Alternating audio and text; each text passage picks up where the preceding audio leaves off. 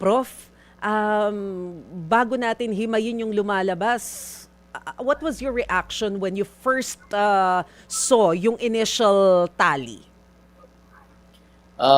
Nagulat po ako 'no, Mm, kasi yung ilan sa mga pangalan na lumabas sa, consistently sa mga nakaraang surveys ay hindi lumabas doon sa, yung partial and unofficial, COMELEC, results ano. mm. So, medyo ilan din ho yun ano, medyo marami rin yun kasi pinag-uusapan natin Magic 12 and, Yes. tapos mga ibang pangalan ang lumabas. Mm, So, mm. nakakagulat po yun. Actually, no? What does it say about the surveys? Kasi sir, yung mga pinakahuling survey, ilang araw lang yun eh, bago yung eleksyon eh, di ba? Yung lumabas sa Pulse, lumabas sa SWS, and syempre ang understanding ko personally sa pinakahuling survey prior to the election, mas malapit-lapit yun sa magiging resulta. Kasi ilang araw na lang eh. Tama ho yun ano, parang sa Oh. aking ano 'no, sa aking karanasan with the interpretation of the survey results, parang ngayon lang medyo malayo yung survey results doon sa ano, actual voting, results. Mm-mm. And tingin ko po, baka kinakailangan na nilang i-review, yung kanilang siguro survey questionnaire kasi ibig sabihin nito may mga nuances itong Mm-mm. ating eleksyon na hindi na-capture ng kanilang survey questionnaire. So, kagaya na lang po Oo. halimbawa nung yung halimbawa siguro dapat tingnan rin nila yung ano 'no, yung demography. Mm-mm. Not just yung socioeconomic class but also siguro dapat i-include na yung age bracket po ng mga Ah. respondents. Oo. Bakit importante yung age, sir? Well, kasi po tingin ko ang ngayong midterm elections na 'to nagmarka ng husto yung ano 'no, yung boto ng mga kabataan, based on, siguro yung general definition ng kabataan o youth, Mm. kasama diyan yung dalawang age brackets ano, yung, millennials at saka yung, Gen Z. Oo. So, sila po ay 41 million strong o 40 million strong out of the 68 million Mm. na total voting population. So, malaking porsiyento po 'yun. And, Yes. mukhang ang napansin ko nagising yung mga, so-called millennials and Hmm. Gen Z at, bumoto po sila ayon sa kanilang tunay na karakter. Ibig sabihin sila ay idealistic, Mm. ah, tapos sila ay tech savvy, nagre-rely sila sa mga kumbaga mas may access sila, mas may madali silang access sa political information because they don't just rely on mainstream media, but they Mm. also rely on social media to get their political information. Oo, So, oo. ayun po 'no. Tapos siguro, napansin nila bombarded sila ng, mga propaganda coming from the two, major warring, political groups Oh, yes. at Mm. baka nagsawa sila. Mm. Hmm. So, sino sa tingin niyo dinala ng mga millennials at saka ng Gen Z? Kaya bang Well, sabihin? oh, wala akong datos, eh. Oo. Sad to say Ayun wala nga, akong eh, datos sa sayang, eh, 'no? COMELEC. Mm, Opo, mm. yung bang ano, yung bang pagkatapos bumoto, hindi natin malalaman, eh, kasi wala Yes, sa yes. balota natin, wala naman hong nakalagay kung anong edad ka na. Mm, Hindi naman ho mm. tinatanong do'n. Mm, Para sana, mm. ma-trace, kung sino ba ang binoto ng mga kabataan. I think Right. yung gano'ng data lang po nando'n sa voters registration. Oo, Kaya nakuha oo. nila yung datos tungkol sa gaano karami yung mga millennials, gaano karami yung mga boboto ng mga, Gen Z at saka yung Mm. mga mas matanda pa do'n. Okay. Sir, puntahan ko 'tong unofficial partial results 'no, na inilabas po natin. Base po doon sa inisyal na resulta sa Magic 12, 6 ang kasama sa alyansa. Kung maituturing nga talagang alyansa yung isa, kasi parang na-endorso din ng ano, ng PDP laban. So, ano po kaya ang nangyari? Kasi of course, prior to the election, ang iniisip natin, malaking advantage kapag sa administration because sila yung merong makinarya para magkampanya. Tama kayo 'no, yung bang advantage na ikaw ay, kung kandidato ka sa pagkasenador at, kakampi mo yung administrasyon, Marami kang advantages, ano, nandiyan yung resources Mm. ng gobyerno, nandiyan rin yung tawag ito, yung political machinery at tsaka yung network nung coalition nila, no? Kaya nga lang mukhang sa kasamaang palad, hindi siya nag-function na 100%. Mm. Ibig sabihin, may mga ilang lugar sa Pilipinas na pumalya yung makinarya. Mhm. Oho. Kagaya halimbawa na lamang sa Cebu.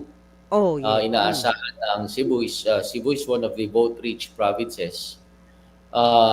Kaya nga lang, hindi nag-deliver ang Cebu, no? In fact, Mm. yung kaalyado ng administrasyon doon na si Governor Gwen Garcia ay natalo pa Natalo rin. doon sa bata naman, sa kandidato naman o inendorso ng pamilya Duterte. So Mm. may mga ganun pong instances na yung inaasahan nilang magde-deliver ng votes ay natalo yung mga kanilang mga kaalyado at the local level. So hindi nakapag-deliver ng votes. Gaano kalaking factor dito, sir, sa decision making ng mga voters tingin ninyo yung nangyari kay former President Duterte? Of course kasi bago nag-eleksyon, uminga yung ICC issues, uminga yung impeachment. So gaano kalaking factor 'yan? Malaking factor po kasi nakita naman natin yung ano, no, yung impact niyan doon sa mga surveys after the former president was arrested and brought to The Hague. Yung mga kandidato na naka-identify sa kanyang partido at sa kanyang grupo ay pumalo pataas yung mga numero sa surveys. And in fact, yun ang na-capture ng mga surveys, ano? Kung meron mang Mm. tamang ano, isa sa mga tamang nagawa ng mga surveys, yun nga yung pag-akyat ng mga numero ng mga kaalyado ng dating Pangulo. So nag-number one based on the partial and official election results, ay number one si Senator Bongo, tapos nag-number three si Senator Bato de la Rosa. Tapos sinakala natin hanggang doon lang, ano? Pero umakyat din yung numbers ni ano, Congressman Marcoleta at ganoon din Yes. si Senator Amy Marcos. So ito yung Oo. mga identified with the former president. Mm. Nagulat ka ba kay Marcoleta, sir? Kasi nagulat ako eh. Wala kasi siya sa survey, 'di ba? Tapos bigla siyang ang taas niya, number 6. Well, actually bago tayo nagkaroon ng election kahapon, tinatanong kaming mga political analysts kung sino ba ang aming dark horse. Oh yeah. Ah, Nasaktuhan naman 'no, sabi ko si Congressman Marcoleta, tapos Mm. tinanong kung bakit. Kasi sabi ko nga yung nga yung mainit pa, tingin ko nadala siya nung ano 'no, nung suporta na binigay ng mga diehard Duterte supporters at saka yung Mindanao Bloc doon sa mga kandidato ng dating Pangulo. So nadamay doon si Congressman Marcoleta. Plus, Mm. he's also identified with Iglesia Ni Cristo. Mm. So sabi ko, maraming paghuhugutan ng boto eh. Mm. Tahimik lang although nag-ingay siya nung kinakastigo si Vice President sa Kongreso, sa House of Representatives. Siya yung nanindigan para kay Vice President. Pero in terms of kasi exposure, di naman kilala ng karamihan si Congressman Marcoleta. Mm. And yet he was able to pull through. Hindi lang basta na napasama sa Magic 12, kundi resounding success, nasa siya, number Yes. 6 yata. Taas niya eh. Yes, number 6 siya dun sa initial results, sir eh. So kung dark Oo. horse si Representative Marcoleta, paano po natin ituturing sina Senators Kiko Pangilinan and Bam Aquino? Well, pwede rin yung dark horse kasi they were never in the I think siguro na kung napapasama man sila sa mga survey sa Magic 12, nandun sila sa kung di na nasa number 12, kadalasan Mm. nasa labas. Mm. 14, 15, 13, ganyan po ang kanilang positions. Mm. Pero nakakagulat din kasi biglang nag-number 2 si Bam Aquino and Mm. ano ang number mataas din number 5 yata or 6 si Kiko si Pangilinan. Kiko Pangilinan, Yes. Surprising po ito. Tingin ko naman nga dito na nadala silang dalawa ng mga botante natin na suyang-suya na doon sa mudslinging, Mm. Mm. dalawang kalalakihang political groups. So naghanap sila ng alternative candidates at ang nakita nila ay itong dalawang dati ng senador. Mm. Mhm. So na-factor in din ba dito yung suporta ni VP Lenny? Does it mean na malawak pa rin, meron pa rin siyang clout sa national level? Well, tingin ko po although wala rin tayong data dito para Oo, oo. pagbasehan natin pero tingin ko somehow nakatulong yung pag-endorso ni former Vice President Leni Robredo. Tingin ko at least yung mga taga-Naga ibinoto yung mga inendorso kasi overwhelming yung number of votes na nakuha niya doon ni bilang city mayor ng Naga.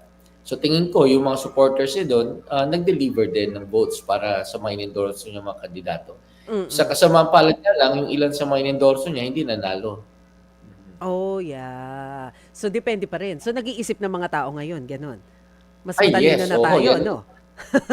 O kung meron man hong magandang tema itong ating nakaraang halalan, ito ho ba yung lumabas yung idealism ng kabataan, and then at the same time for the general voting population, talagang ginamit nila yung kanilang isipan. So sabi nga ni isa kong kasamahan, tapos na ang era ng mga bobotante. Kasi 'di ba may mga lumalabas nga na pangalan na kasama dun sa top 12 base dun sa survey, pero biglang nawala. Nandyan si Ben Tulfo, biglang nalaglag, ano?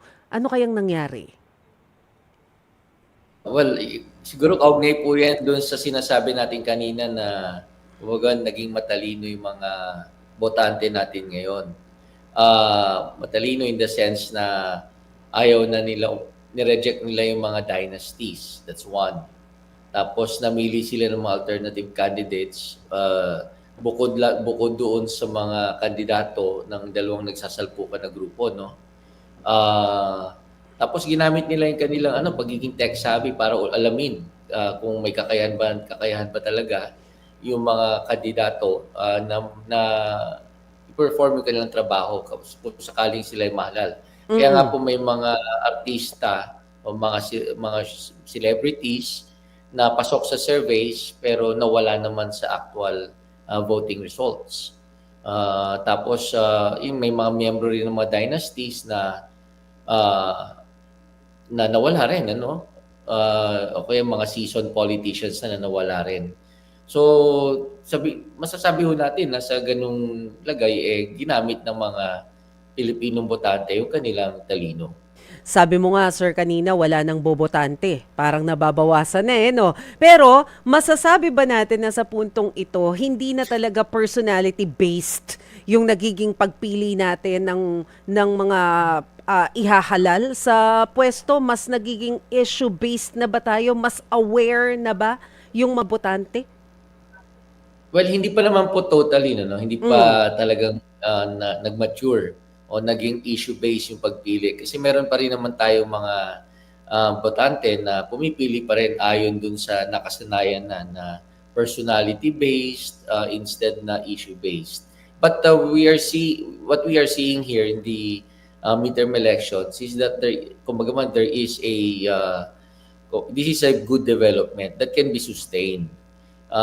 Yung mga tao nag-uumpisa ng tumingin doon sa mga issues, ayaw na nila nag-uumpisa na silang umayaw sa mga dynasties at tinitingnan nila kung kwalipikado at competent yung kanilang binoboto.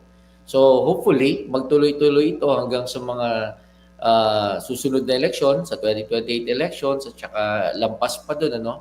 Sana magtuloy-tuloy ito kasi kung halimbawa hindi kayang gawan ng ating kongreso, hindi nila kaya magpasa ng isang anti-dynasty law, at least yung mga tao gumagawa ng paraan. Sila na yung pumipili. Nag-umpisa na silang umayaw sa mga dynasties. Oh, that's nice. Sir, pagdating naman sa local races, anong mga lugar ba yung nakikita ninyong naging interesting ngayon pong nakaraang halalan? O meron ka bang mga nanalong mga kandidato na ikinagulat mo? Well, iba-iba po ang tema, no?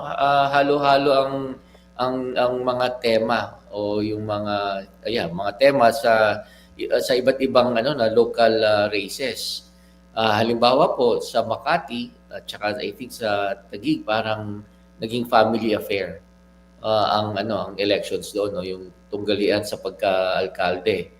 Tapos sa ano naman sa Pasig, for example, ang ano naman doon, ang naging tema naman ng kanilang eleksyon doon ay parang yung puwersa na in favor sa good governance at saka yung kumakalaban doon sa nais ipagpatuloy ang good governance.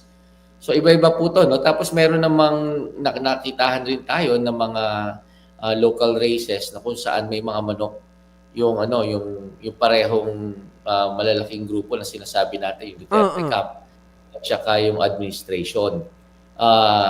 So doon nagsalpukan doon, ano. So kumbaga man may proxy wars na Mm, mm. nangyayari. May mga proxy, may mga bata-bata, may mga manok itong bawat grupo na 'to at sila yung naglaban on behalf of the Duterte camp and on behalf of the administration. So samot-sari po, pero nakakita pa rin tayo ng liwanag, ano. Kahit majority ng mga nanalo ay miyembro ng dynasties, tapos may mga celebrities pa rin. But at the end of the day, meron pa ring mga tawag dito, mga peace signs na Aha. magiging maayos ang demokrasya natin. Eto yung binabanggit mo kanina na nangyari halimbawa sa Cebu. 'Di ba, sir? Yung kay Governor Gwen, yung parang proxy na labanan. Tama ho, no, sa Cebu, Oo. ang naging challenger kay ano doon, kay Governor Gwen Garcia ay inendorso ng kampo ng dating pangulo. So Mhm. siya ang nanalo doon laban sa incumbent. I think Mm. meron din po sa Maynila, no? Yung ilan sa mga aktibo doon sa Quadcom, yung mga leaders ng Quadcom Oh, yes. na Oo yung nga. ilan doon, opo, yung ilan doon tumakbo, I think nag-re-elect, ano, bilang Yes. congressman. Oo. Personal na bumaba doon, pumunta doon si Vice President at sumali siya sa pangampanya ni Isko Moreno Oo. at doon nagsalita siya laban doon sa mga nag-uusig sa kanya sa Quadcom. So I Mm. think natalo rin, ano, si Representative si Congressman Abante and Yes. delikado si ano, Congressman Chua ba 'yon? Yeah. Pati sa Delikado siya. Laguna, si Congressman Dan Tama kayo. Fernandez. Oo, 'di ba? So nakaapekto rin talaga kahit yung mga sinasabi statement ng mga official natin sa national level dun sa mga local.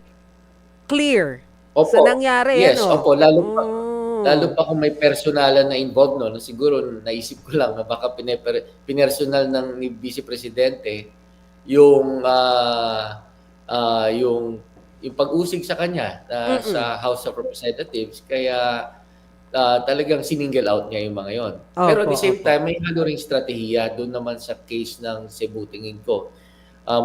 May pagka-strategic yung galaw nila doon, ano, yung pagka-endorso. In fact, kung di ako nagkakamali, tingin ko parte rin ng strategy na I think na-suspend ba yun ng ombudsman si Governor Gwen Garcia. But of Aha. course, depende sa kanya-kanya interpretasyon pero Right. napaka kasi ng timing eh. Opo, oo nga 'no. Sir, balikan ko lang yung Magic 12 ha. Kasi kanina nga sabi ni Attorney John Rex ng COMELEC, baka nga bukas tapos na yung kanilang pagbibilang ng COC. So, kapag tiningnan natin yung Magic 12, ayan, hanggang doon po kay Senadora Amy Marcos, alin ba diyan yung nakikita ninyong mukhang sigurado na napasok doon sa 12 at ano yung mga rankings na pwedeng magkapalit-palit pa sa puntong ito?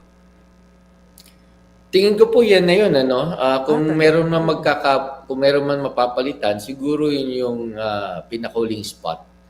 Yung 12. spot ngayon number 12.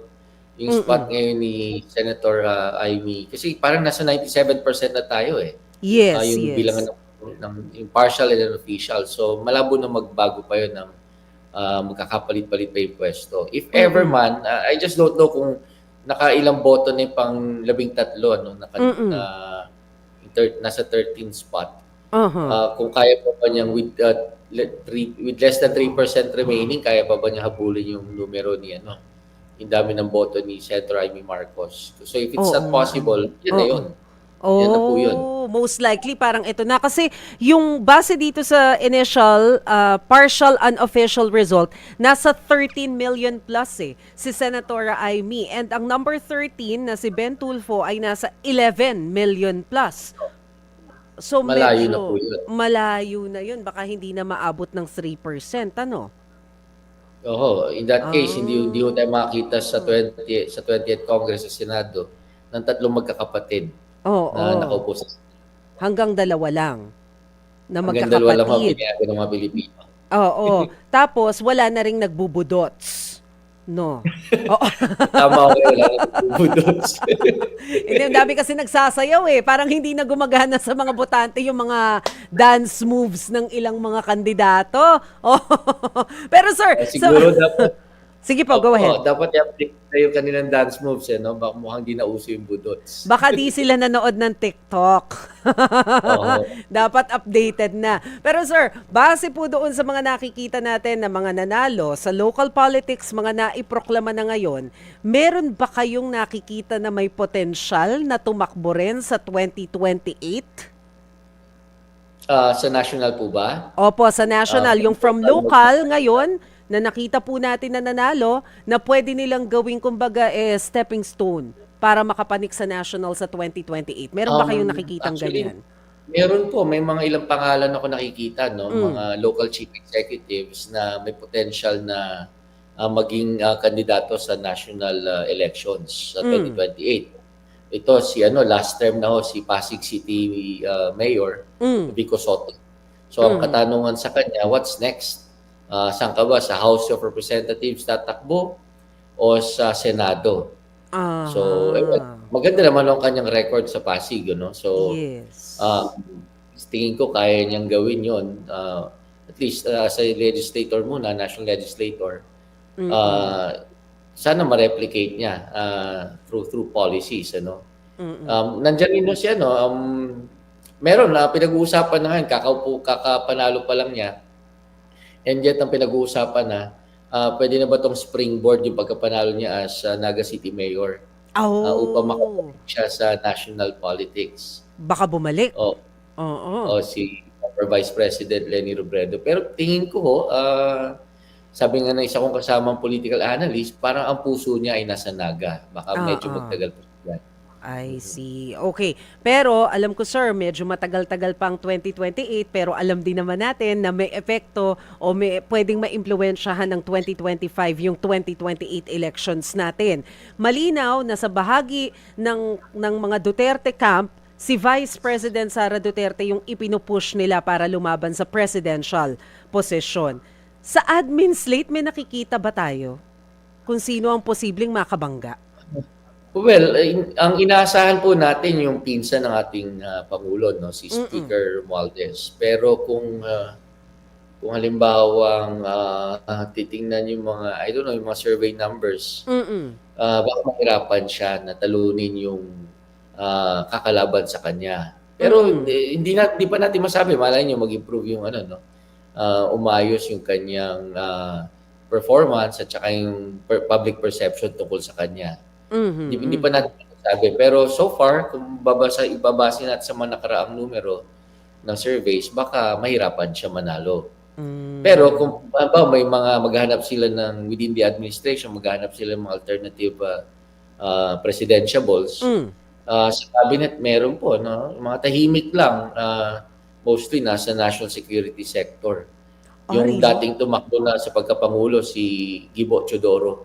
Posible po. Oo.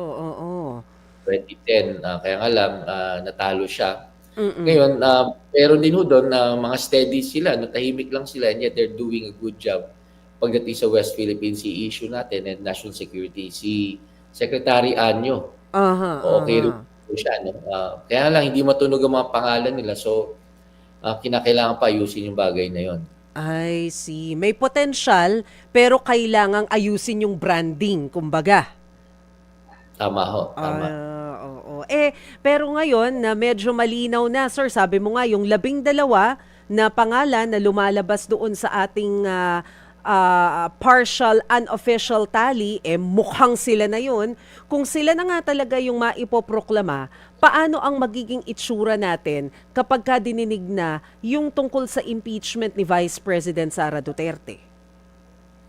Ang sabi ko kasi ng mga legal experts, 8 lang ang kinakailangan, no? 8 o 9. Medyo nalilito ako doon kasi kung 8 o 9 lang ang kinakailangan ni Vice President para ma-acquit siya dito sa impeachment trial na to, I think kaya niyang bunuin yung numbers, ano? Kung isa-isahin natin sila, posible naman na kaya niya ma-achieve yung 8 o 9 na senador na yon na papanig sa kanya, boboto against the impeachment, against her conviction. Pero of course, meron parating caveat na hindi ganyan kasimple ang dynamic sa Senado. Na kumbaga man kung ano yung nakikita natin political alignment nila, yun na yun. Final na yun. Meron po kasing isang pattern ng pagboto, no, sa mga bills ang ating mga senador.